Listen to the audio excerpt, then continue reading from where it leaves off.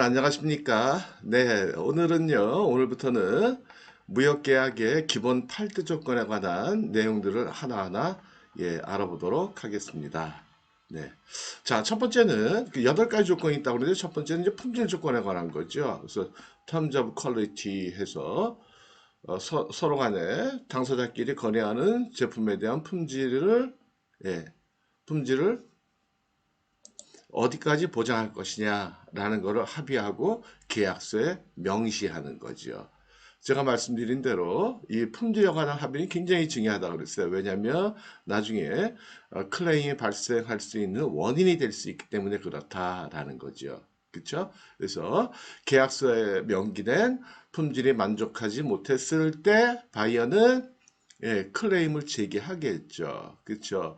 예를 들어 가지고 뭐 사과를 거래하는데 품질 조건에다가 11 브릭스 이상이어야 한다 그랬는데 도착한 사과를 딱 당도를 체크해 보니까 10 브릭스밖에 안 나와요. 그럼 이거 뭐야? 차이가 있네.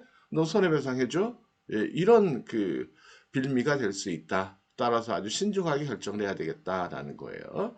그래서 품질이다라는 게 뭐냐? 품질이라는 거는 아시는 대로 거래 목적물, 거래 대상의 어떠한 그 상태, 이러한 것들을 얘기하는 거다라는 거고요.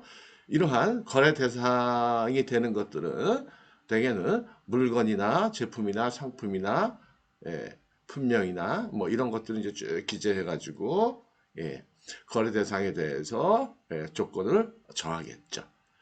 그 다음에 물품이다라고 얘기하면 그 중에 실무적으로 HS 코드가 있는 것을 얘기한다라는 거예요.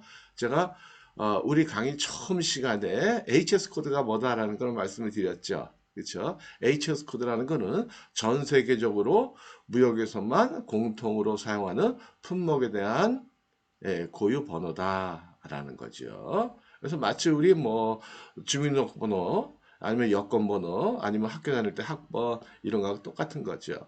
그래서 무역 관리의 목적상 특히 뭐 통계 관리라든지 하는 아니면 뭐 세율을 결정할 때라든지 이럴 때 세계적으로 공통적으로 수행할 수 있도록 하기 위해서 관리가 가능하도록 원래 번호를 부여한다는 거는 관리하려고 하는 거 아니겠어요? 그렇죠? 예, 예. 자, 그 다음에 품질의 그럼 검수 시기는 언제 할 것이냐?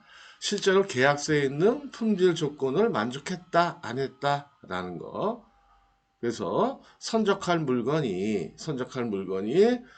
계약서에 명시된 그 조건을 만족했다, 안 했다라는 그 검수 시기는 언제냐? 이건 당사자 간에 합의하도록 되어 있다라는 거죠. 당사자 간에. 그래서 크게 보면 그 밑에 보시면은요. 선적지 품질 조건이라는 게 있고요. 화면을 좀 키워볼까요? 예, 좀 키워볼게요. 선적지 품질 조건이라는 게 있다라는 거죠. 이거는 뭐냐면 품질 검사를 선적지, 수출지에서 하겠다라는 거죠. 그래서 대표적인 경우는 여기 보시면 어, 서로 간에 거래할 때 인커텀즈 조건을 E 조건이나 F 조건이나 C 조건으로 하게 되면 대개는 선적지에서 품질 검사를 한다라는 거죠. 그건 왜 그러냐면 E 조건이나 F 조건이나 C 조건 같은 경우에는 제품의 이전이 일어나는 시기가 이거는 수출지에서 일어나기 때문에 그렇다. 근데 이 자세한 내용은 이제 곧 인커텀즈를 배우시면 확실하게 아시게 돼요. 예.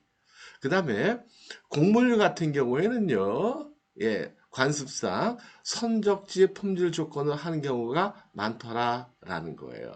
그래서 이 선적지 품질 조건을 영어로 tail qual 해서 이거는 뭐 이태리어인가 뭐 라틴어인가 뭐 그렇다고 그러더라고요. 그래서 이거는 선적지에서 그러니까는 출발하기 전에 뭐 그런 의미고요. 그 다음에 SD라는 조건이 있는데 이거는 뭐냐면 C damage라고 그래가지고요. 기본적으로 선적지에서 검사는 하되 혹시라도 예, 운송하는 과정에서 해수나 아니면 어쨌든 그 물로 인해서 어떠한 피해가 생겼다 그러면 그때는 도착지에서 검사하는 조건부로 예, 조건부로 하는 것을 SD, C damaged 그렇게 얘기한다는 거고요. 이거 대표적인 거예요. 대표적인 거.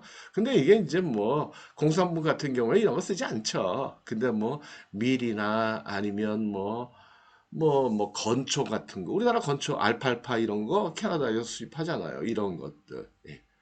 그다음에 통상 양육지 품질 조건이다 그러면 대체로 음, D 조건 같은 게, D 조건이라는 거는 제품에 대한 이전이 위험에 대한 이전도 마찬가지고 수입지에서 일어나게 되거든요. 그래서 D로 시작되는 조건, 예를 들면 뭐 DAT라든지 DDU라든지 DPU라든지 DAP라든지 뭐 DDP라든지 이런 조건들 같은 경우에는 대개 다 수입지에서 계약과 일치하는 품질인지 여부를 검사한다. 그래서 곡물류 같은 경우에는 보통 그거를 RT라고 표현을 해요. 라이턴 해가지고요. 이 라이라는 게요, 이게 호미를 얘기한다고 그러더라고요. 그래서 예전부터 호미를 수출입할 때는 수입지에서 검사하는 게 관습적으로 일반적이었다. 뭐 그랬던 모양이에요. 예. 그래서 근데 이거는 이제 특별히 곡물류와 관한 것들이고요. 일반적으로는 뭐 전자제품이다, 전기제품이다, 뭐 하면 식품이다, 뭐 화장품이다 이런 것들은 예, 둘 사이에서 합의를 보면 되는 거예요. 합의를.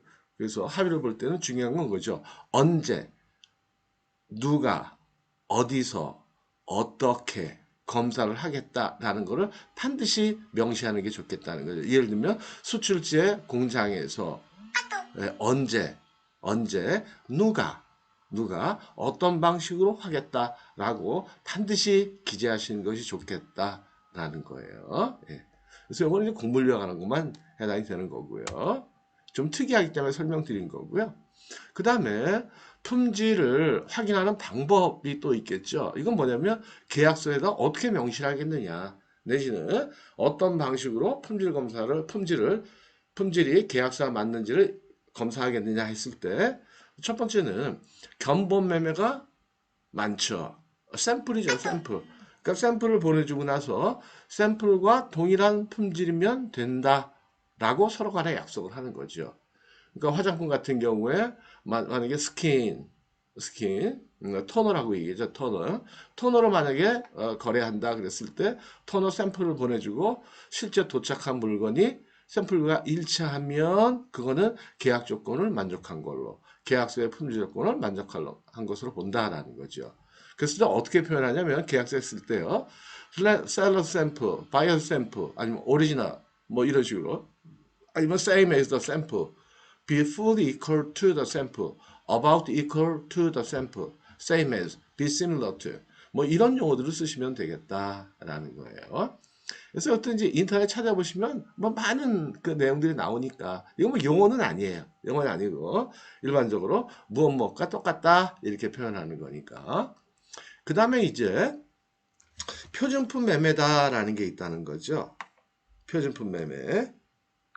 그래서 표준품 매매다라는 거는요, 보통 FAQ, GMQ, USQ 이런 식으로 이런 수단으로 품질 조건을 합의한다라는 거죠. FAQ라는 거는 Fair Average Quality 해서, 이건 대개 이제 농산물 같은 경우에요, 전년도 생산된 물건의 평균 치면 된다. 예를 들어서 배를 수출한다 그러면 예, 당해년도, 전년도가 아니고요, 당해년도에 생산된 배의 중간 정도. 예를 들어 우리나라에서 대만으로 이 배를 수출 많이 하잖아요. 그랬을 때 계약서에다 FAQ 이렇게 써놓는다는 거죠. 그럼 우리나라 올해 생산된 배의 중간 정도면 된다. 근데 사실 이렇게 쓰는 경우 별로 없어요. 거의 안 써요. 왜요? 애매하잖아요. 그죠? 중간이라는 거를 어떻게 서로 간에 확인할 수 있겠어요. 서로 우기면 분쟁만 생기지. 그쵸? 예를 들어가지고 약간 저 상처 난 거 보내고 나서 야, 올해 배는 태풍 때문에 다 상처가 났어. 그럼 바이어는 황당하겠죠. 뭐야? 그쵸? GMK도 마찬가지야. 굿 머천더블 퀄리티 하는 거는, 이거는 이것도 뭐 저기 뭐 곡물이나 아니면 뭐 과일 같은 거일 경우에요. 그냥 팔 수 있을 정도면 돼. 굿 머천더블. 거래할 수 있을 만한 퀄리티면 돼. 이것도 애매하죠, 그죠? 양파를 수출했는데 겉에는 그냥 상처가 나 있어. 좀 상했어요. 그랬을 때 셀러 측은 야 괜찮아, 그거만 그냥 한 컵을 벗겨내면 돼. 바이어는 뭐야, 보기부터 이상하네. 분쟁 생기겠죠. ESK는 뭐 유저 스탠다드 퀄리티 해가지고 대체 뭐 예로부터 뭐 그랬대요. 그 뭐 면하나 뭐 이런 거 있을 때, 예, 그럴 때 이제 썼다라는 건데, 이런 것들은 사실은 기억 안 하셔도 돼요. 이게 거의 지금 쓰지 않는 것들이에요. 근데 규격 매매라는 거는요, 스탠다드한 규격들 있죠. 전자제품이나 뭐 전기제품 뭐 이런 경우에요. 이런 경우에 예를 들면 국제 표준화 규격에서 정한 규격을 맞춰라. ISO 뭐를 맞춰라. 아니면 영국의 BBS 기준을 맞춰라. 일본의 뭐 JIS 일본의 규격, 아니면 한국의 KS 코리아 스탠다드로 맞춰라. 뭐 이런 식으로요.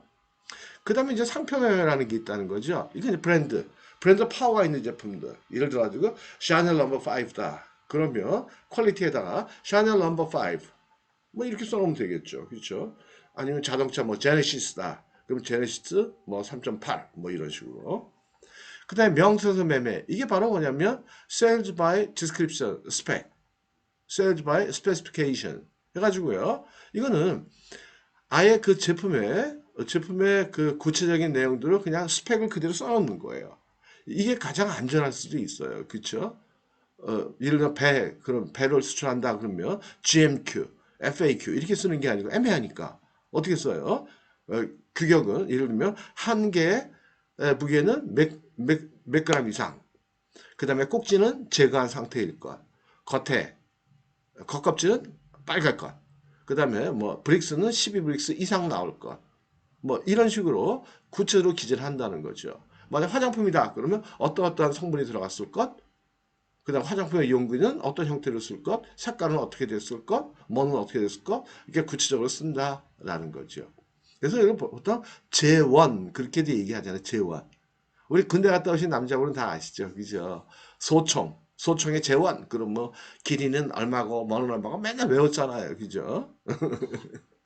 그걸 얘기하는 거다라는 거죠.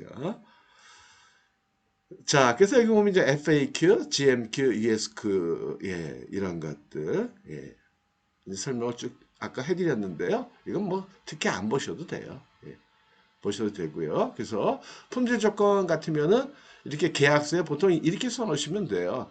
퀄리티 해놓고는 메뉴에 보시면 goods sold on sample shall be warranted by seller to confirm about equal to sample upon arrival at destination. 귀찮으시면은요, same as, 예, sample 이렇게 쓰셔도 되고요. 예. 자, 그다음 뭐 여러 가지로 쓰시면 되는데, 예, description 그럼 블루진 해놓고 아이템 넘버 뭐 이렇게 쓸 수도 있고, 블루진 해놓고는 뭐 컬러는 어때야 되고, 블루진도 컬러가 많잖아요. 파란색이라도, 그렇죠?